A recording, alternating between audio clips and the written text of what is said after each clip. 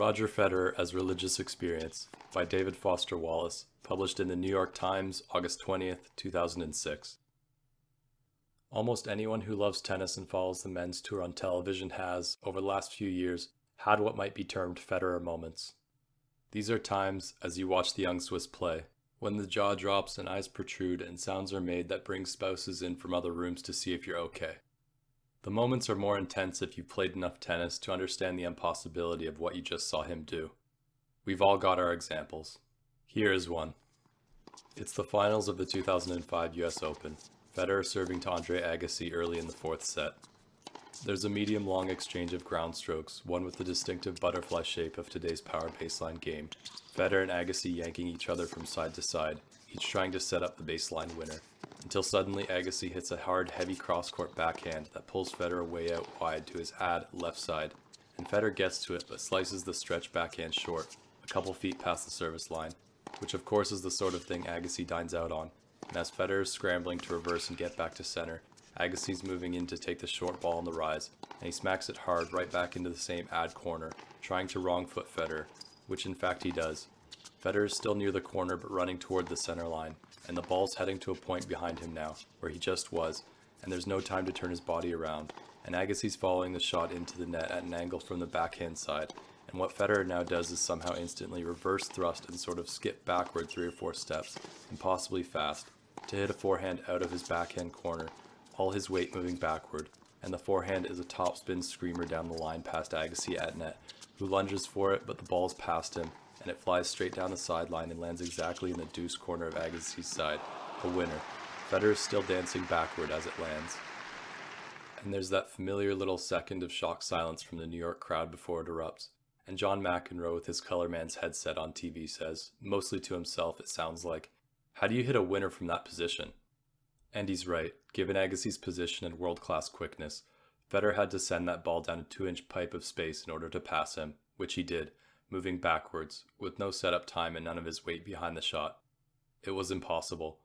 It was like something out of the Matrix. I don't know what all sounds were involved, but my spouse says she hurried in and there was popcorn all over the couch and I was down on one knee and my eyeballs looked like novelty shop eyeballs. Anyway, that's one example of a Federer moment, and that was merely on TV. And the truth is that TV tennis is to live tennis pretty much as video porn is to the felt reality of human love. Journalistically speaking, there is no hot news to offer you about Roger Federer. He is, at 25, the best tennis player currently alive, maybe the best ever. Bios and profiles abound. 60 Minutes did a feature on him last year. Anything you want to know about Mr. Roger M.p.h. Federer, his background, his hometown of Basel, Switzerland, his parents' sane and unexploitative support of his talent, his junior tennis career, his early problems with fragility and temper, his beloved junior coach, how that coach's accidental death in 2002 both shattered and annealed Federer and helped make him what he now is. Federer's 39 career singles titles, his 8 Grand Slams, his unusually steady and mature commitment to the girlfriend who travels with him, which on the men's tour is rare, and handles his affairs, which on the men's tour is unheard of. His old-school stoicism and mental toughness and good sportsmanship and evident overall decency and thoughtfulness and charitable largesse. It's all just a Google search away. Knock yourself out. This present article is more about a spectator's experience of Federer and its context. The specific thesis here is that if you've never seen the young man play live, and then do, in person, on the sacred grass of Wimbledon, through the literally withering heat and then wind and rain of the '06 fortnight, then you are apt to have what one of the tournament's press bus drivers describes as a bloody near-religious experience. It may be tempting, at first, to hear a phrase like this as just one more of the overheated tropes that people resort to describe the feeling of Federer moments. But the driver's phrase turns out to be true, literally, for an instant ecstatically, though it takes some time and serious watching to see this truth emerge.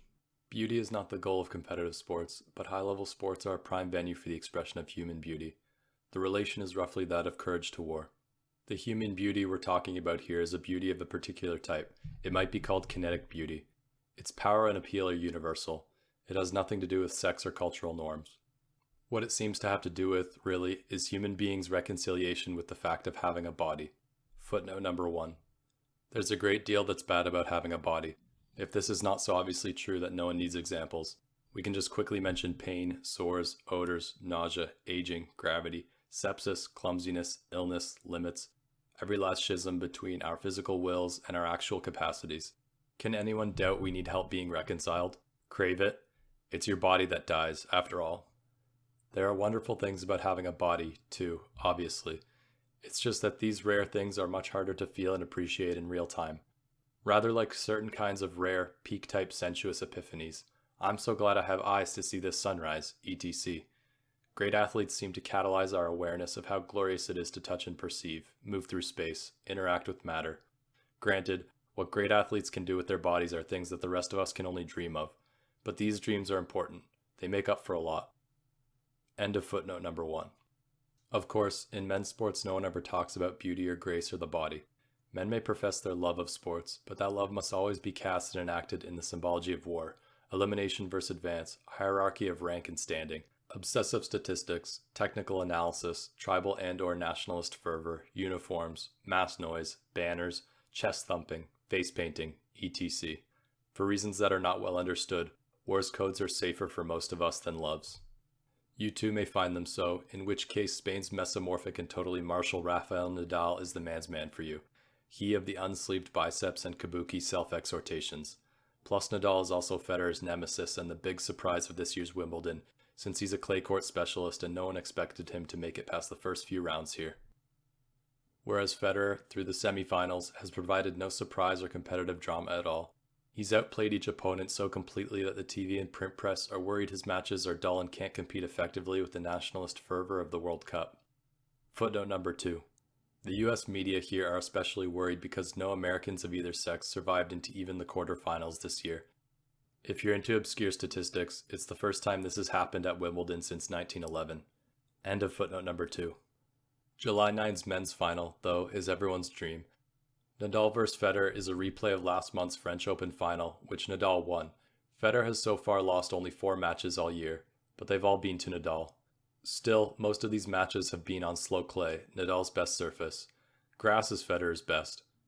On the other hand, the first week's heat has baked out some of the Wimbledon court's slickness and made them slower. There's also the fact that Nadal has adjusted his clay-based game to grass, moving in closer to the baseline on his ground strokes, amping up his serve, overcoming his allergy to the net. He just about disemboweled Agassi in the 3rd round. The networks are in ecstasies. Before the match, on center court, behind the glass slits above the south backstop, as the linesmen are coming out on court in their new Ralph Lauren uniforms that look so much like children's naval wear, the broadcast commentators can be seen practically bouncing up and down in their chairs. This Wimbledon finals got the revenge narrative, the king versus regicide dynamic, the stark character contrasts. It's the passionate machismo of Southern Europe versus the intricate clinical artistry of the North. Apollo and Dionysus, scalpel and cleaver, righty and southpaw, numbers 1 and 2 in the world. Nadal, the man who's taken the modern power baseline game just as far as it goes, versus a man who's transfigured that modern game, whose precision and variety are as big a deal as his pace and foot speed, but who may be peculiarly vulnerable to, or psyched out by, that first man. A British sports writer, exulting with his mates in the press section, says, twice, it's going to be a war. Plus it's in the Cathedral of Centre Court, and the men's final is always on the fortnight's second Sunday, the symbolism of which Wimbledon emphasizes by always omitting play on the first Sunday. And the spattery gale that has knocked over parking signs and averted umbrellas all morning suddenly quits an hour before match time, the sun emerging just as Centre Court's tarp is rolled back and the net posts driven home. Federer and Nadal come out to applause, make their ritual bows to the nobles box. The Swiss is in the buttermilk-colored sport coat that Nike's gotten him to wear for Wimbledon this year. On Federer, and perhaps on him alone, it doesn't look absurd with shorts and sneakers. The Spaniard eschews all warm-up clothing, so you have to look at his muscles right away. He and the Swiss are both in all Nike, up to the very same kind of tied white Nike hanky with the swoosh positioned above the third eye. Nadal tucks his hair under his hanky, but Federer doesn't, and smoothing and fussing with the bits of hair that fall over the hanky is the main Federer tick TV viewers get to see. Likewise, Nadal's obsessive retreat to the ball boy's towel between points. There happen to be other ticks and habits, though, tiny perks of live viewing. There's the great care Roger Federer takes to hang the sport coat over his spare courtside chair's back, just so, to keep it from wrinkling. He's done this before each match here, and something about it seems childlike and weirdly sweet. Or the way he inevitably changes out his racket sometime in the second set. the new one always in the same clear plastic bag closed with blue tape, which he takes off carefully and always hands to a ball boy to dispose of. There's Nadal's habit of constantly picking his long shorts out of his bottom as he bounces the ball before serving, his way of always cutting his eyes warily from side to side as he walks the baseline, like a convict expecting to be shanked. And something odd on the Swiss's serve, if you look very closely. Holding ball and racket out in front, just before starting the motion, Federer always places the ball precisely in the V-shaped gap of the racket's throat, just below the head, just for an instant. If the fit isn't perfect, he adjusts the ball until it is. It happens very fast, but also every time, on both first serves and second. Nadal and Federer now warm each other up for precisely 5 minutes. The umpire keeps time. There's a definite order and etiquette to these pro warm-ups, which is something that television has decided you're not interested in seeing. Center court holds 13,000 and change. Another several thousand have done what people here do willingly every year, which is to pay a stiff general admission at the gate and then gather, with hampers and mosquito spray, to watch the match on an enormous TV screen outside Court 1. Your guess here is probably as good as anyone's. Right before play, up at the net, there's a ceremonial coin toss to see who will serve first. It's another Wimbledon ritual. The honorary coin tosser this year is William Keynes, assisted by the umpire and tournament referee. William Keynes is a 7-year-old from Kent who contracted liver cancer at age 2 and somehow survived after surgery and horrific chemo. He's here representing Cancer Research UK. He's blonde and pink-cheeked and comes up to about Federer's waist. The crowd roars its approval of the reenacted toss. Federer smiles distantly the whole time. Nadal, just across the net, keeps dancing in place like a boxer, swinging his arms from side to side. I'm not sure whether the US networks show the coin toss or not, whether this ceremony is part of their contractual obligation or whether they get to cut to commercial. As Williams ushered off, there's more cheering, but it's scattered and disorganized. Most of the crowd can't quite tell what to do. It's like once the ritual's over, the reality of why this child was part of it sinks in. There's a feeling of something important, something both uncomfortable and not, about a child with cancer tossing this dream finals coin. The feeling, what all it might mean, has a tip of the tongue type quality that remains elusive for at least the first 2 sets. Footnote number 3. Actually, this is not the only Federer and sick child incident of Wimbledon's second week. 3 days prior to the final, a special one-on-one interview with Mr. Roger Federer. Note: only considerations of space and basic believability prevent a full description of the hassles involved in securing such a one-on-one. In brief, it's rather like the old story of someone climbing an enormous mountain to talk to the man seated lotus on top, except in this case the mountain is composed entirely of sports bureaucrats. End of note. Takes place in a small, crowded International Tennis Federation office just off the 3rd floor of the press center. Right afterward, as the ATP player rep is ushering Federer out the back door for his next scheduled obligation, one of the ITF guys, who's been talking loudly on the telephone through the whole special interview, now comes up and asks for a moment of Roger's time. The man, who has the same slight, generically foreign accent as all ITF guys, says, "Listen, I hate doing this. I don't do this, normally. It's for my neighbor. His kid has a disease. They will do a fundraiser. It's planned, and I'm asking, can you sign a shirt or something? You know, something." He looks mortified. The ATP rep is glaring at him. Federer, though, just nods, shrugs. "No problem. I'll bring it tomorrow." Tomorrow's the men's semifinal. Evidently, the ITF guy has meant one of Federer's own shirts, maybe from the match, with Federer's actual sweat on it. Federer throws his used wristbands into the crowd after matches, and the people they land on seem pleased rather than grossed out. The ITF guy, after thanking Federer 3 times very fast, shakes his head. "I hate doing this." Federer, still halfway out the door. "It's no problem." And it isn't. Like all pros, Federer changes his shirt during matches, and he can just have somebody save one, and then he'll sign it. It's not like Federer is being Gandhi here. He doesn't stop and ask for details about the kid or its illness. He doesn't pretend to care more than he does. The request is just one more small, mildly distracting obligation he has to deal with. But he does say yes, and he will remember, you can tell. And it won't distract him. He won't permit it. He's good at this kind of stuff, too. End of footnote number 3. A top athlete's beauty is next to impossible to describe directly, or to evoke. Federer's forehand is a great liquid whip, his backhand a one-hander that he can drive flat, load with topspin, or slice. The slice with such snap that the ball turns shapes in the air and skids on the grass to maybe ankle height. His serve has world-class pace and a degree of placement and variety no one else comes close to. The service motion is lithe and uneccentric, distinctive on TV only in a certain eel-like all-body snap at the moment of impact. His anticipation and court sense are otherworldly, and his footwork is the best in the game. As a child, he was also a soccer prodigy. All this is true, and yet none of it really explains anything or evokes the experience of watching this man play, of witnessing, firsthand, the beauty and genius of his game. You more have to come at the aesthetic stuff obliquely, to talk around it, or, as Aquinas did with his own ineffable subject, to try to define it in terms of what it is not. One thing it is not is televisable, at least not entirely. TV tennis has its advantages, but these advantages have disadvantages, and chief among them is a certain illusion of intimacy. Television's slow-mo replays, its close-ups and graphics, also privilege viewers that were not even aware of how much is lost in broadcast. And a large part of what's lost is the sheer physicality of top tennis, a sense of the speeds at which the ball is moving and the players are reacting. This loss is simple to explain. TV's priority, during a point, is coverage of the whole court, a comprehensive view, so that viewers can see both players and the overall geometry of the exchange. Television, therefore, chooses a specular vantage that is overhead and behind one baseline. You, the viewer, are above and looking down from behind the court. This perspective, as any art student will tell you, foreshortens the court. Real tennis, after all, is three-dimensional, but a TV screen image is only 2D. The dimension that's lost, or rather distorted, on the screen is the real court's length, the 78 feet between baselines, and the speed with which the ball traverses this length is a shot's pace, which on TV is obscured, and in person is fearsome to behold. That may sound abstract or overblown, in which case by all means go in person to some professional tournament, especially to the outer courts in early rounds, where you can sit 20 feet from the sideline, and sample the difference for yourself. If you've watched tennis only on television, you simply have no idea how hard these pros are hitting the ball, how fast the ball is moving. Footnote number 4. Top men's serves often reach speeds of 125 to 135 miles per hour. True.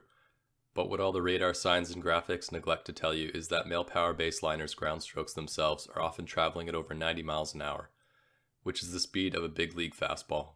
If you get down close enough to a pro court, you can hear an actual sound coming off the ball in flight, a kind of liquid hiss from the combination of pace and spin. Close up and live, you'll also understand better the open stance that's become such an emblem of the power baseline game. The term, after all, just means not turning one side all the way to the net before hitting a ground stroke, and one reason why so many power baseliners hit from the open stance is that the ball is now coming too fast for them to get turned all the way. End of footnote number 4. How little time the players have to get to it, and how quickly they're able to move and rotate and strike and recover, and none are faster, or more deceptively effortless about it, than Roger Federer. Interestingly, what is less obscured in TV coverage is Federer's intelligence. Since this intelligence often manifests as angle, Federer is able to see, or create, gaps and angles for winners that no one else can envision, and television's perspective is perfect for viewing and reviewing these Federer moments. What's harder to appreciate on TV is that these spectacular looking angles and winners are not coming from nowhere. They're often set up several shots ahead, and depend as much on Federer's manipulation of opponents' positions as they do on the pace or placement of the coup de grace. And understanding how and why Federer is able to move other world-class athletes around this way requires, in turn, a better technical understanding of the modern power baseline game than TV, again, is set up to provide. Wimbledon is strange. Verily, it is the game's mecca, the cathedral of tennis. But it would be easier to sustain the appropriate level of on-site veneration if the tournament weren't so intent on reminding you over and over that it's the cathedral of tennis. There's a peculiar mix of stodgy self-satisfaction and relentless self-promotion and branding. It's a bit like the sort of authority figure whose office wall has every last plaque, diploma, and award he's ever gotten, and every time you come into the office you're forced to look at the wall and say something to indicate that you're impressed.